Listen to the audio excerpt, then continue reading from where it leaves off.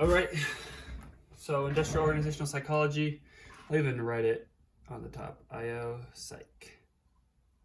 So I'm going to keep it up here. So IO Psych, we're going over what IO Psych is. Specifically, there's a company. Within that company, let's say that there's like three things that kind of, three building blocks, pillars, whatever you want to call them, that kind of make up that company. So the first one we're not going to go over yet. Tricky. Second one is the organization. So how it's organized. Maybe it's policies. And the third one is the physical environment. So, and then of course down here we got our worker, and kind of what we're going to be going over is what the relationship is between the company and the worker. So first of all, the first arrow I wanted to use is one that goes from this one to this one, because it's actually going to explain our first area or sub area of IO psychology. So the first area being personnel psychology. So personnel psychology, what that is a company needs to hire the right kind of people. They're going to fit into the way that they do things most best.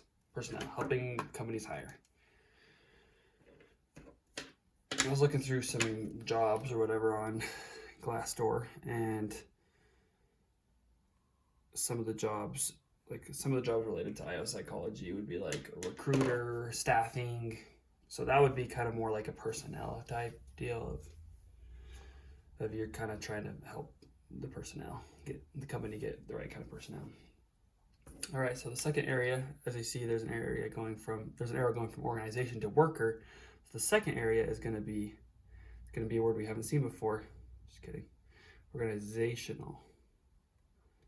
So this is the company is going to try to adjust their organization, the way they do things, maybe some of their policies, in order to fit the workers' needs, and so the workers can thrive. Third area we're going to go over, oh, actually, wrong way. I'm out here lying. Is from physical environment to the worker. That's going to be our third area we'll go over, which is human factors. The way I've understood this is that physical environment, so instead of like policies or like where they place people, it's more of like, what does their technology that they have, like does the way that if they're working in, because the way the room is set up, does that really help each worker to thrive in their environment, to work the best that they can. So a third area that I'm gonna go over really quickly is, or a fourth area, sorry, is people we have outside world. And I want to keep this consistent green thing going.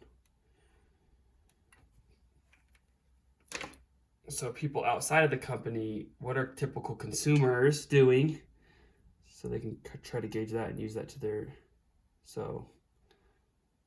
benefit. So the fourth one being consumer behavior. So as you can see, pretty much the main gist of IO psychology is how the company and the worker, how to like help those two fit together a little bit better. I always like to think of psychology as it's the study of like mind and the way people think, but I think the P is there especially to like stand for people. It's all about the people. So IO psychology can help advocate for the worker to help them get the organization set up in the best way possible, to get the physical environment set up to like help them actually thrive. And then as well, like you want to help a company get the right kind of people there in the first place. Like I mentioned earlier, I'm going to jump right back into it really quickly. For consumer behavior, like this one is one that in recent years, or like more time has gone on, the IO psychology has not covered that as much. That's more covered by different areas and different jobs. So anyways, those are the four areas of IO psych.